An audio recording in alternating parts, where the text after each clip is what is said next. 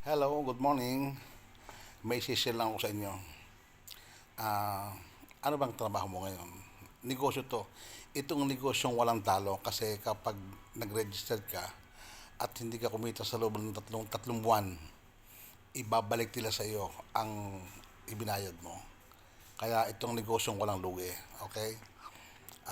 Una sa lahat, motivation muna. Ano bang trabaho mo ngayon?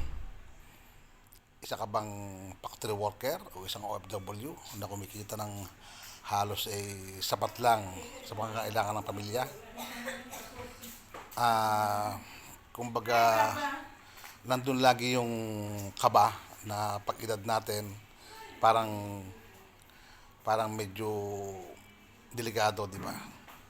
Isipin mo na lang, kung kumikita ka ngayon ng sapat lang at nag-aaral tayo ng mga anak at ang ating goal ay pag napatapos ng ating mga anak, hinto na tayo. Pero hindi natin pwedeng iasa sa ating mga anak ang ating kinabukasan, ang ating pagtanda. Kasi magkakaasawa yung mga yan, magkakapamilya, sa una siguro maasikaso ka. Pero pag nagtagal at nagkaanak na yung mga yan, magkakaroon na ng sariling buhay yung mga yan.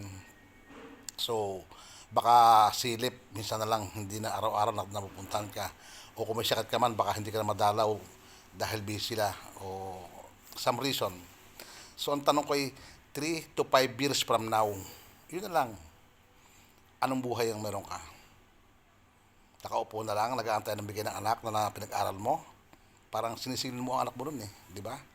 Parang hindi yata tama na ipasaan natin sa ating mga anak ang ating pagtanda kasi pinaaral natin sila, mali yun.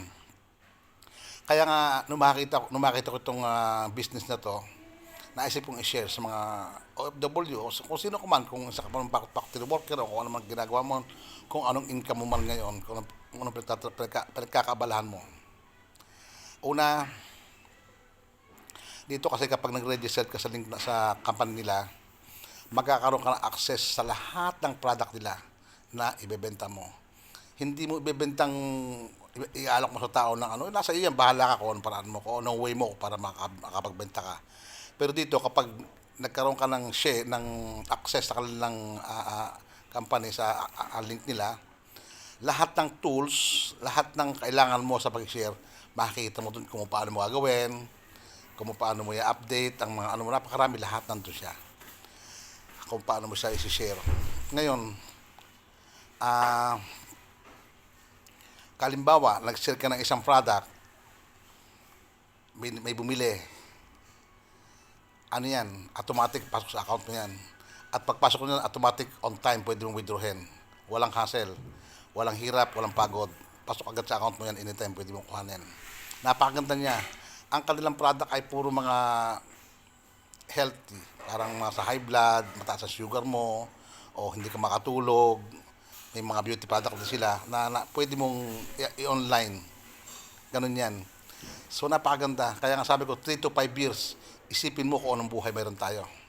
Kung kagaya ka, kung ikaw isang kagaya ko na kumikita sa sapat sa pamilya, di ba? Puro resibo lang ipon natin. Kung baga umuwi tayo, may dala tayong konting pera na alam natin na mauubos. Samantalang kung may negosyo ka, di ba, napakaganda na pwede mong umpisahan habang nasa abroad ka o habang nasa trabaho ka pa. Na pagka medyo maganda ng income, di iwanan mo ng trabaho mo. Kumbaga, uumpisahan mo na yun Kaya kung interesado ka sa sabihin ko sa iyo, sa sinasabi ko, sa ilalim ng video na to, meron akong link na ilalagay sa comment section. I-click mo lang, panoorin mo, at aralin mo.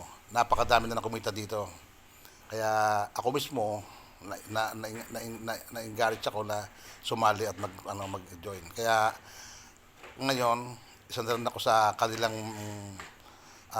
empleyado na ngayon nagtatrabaho dyan. Okay? Tingnan nyo lang. Thank you, bye. Ingat kayo palagi.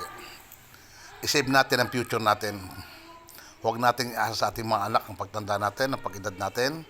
Kasi hindi obligasyon ng anak na palakihin ang magulang.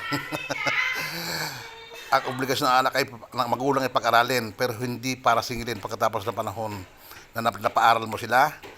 Si bunso naman o si panganay naman o kung sino man sa anak mo, ang bahala na kayo sa amin kasi matanda na kami. No. Magkakaasawa yan, magkakapamilya. magkakaroon ng sariling buhay at hihiwalay sa iyo. Baka hindi na tayo maalagaan nila, di ba? So, for security reason, gawin na natin hanggat maaga. Kagaya ngayon, nasa trabaho ko, ginagawa kong business. Di ba? Sayang kasi ang mga opportunity na pwedeng mangyari. Okay? Thank you.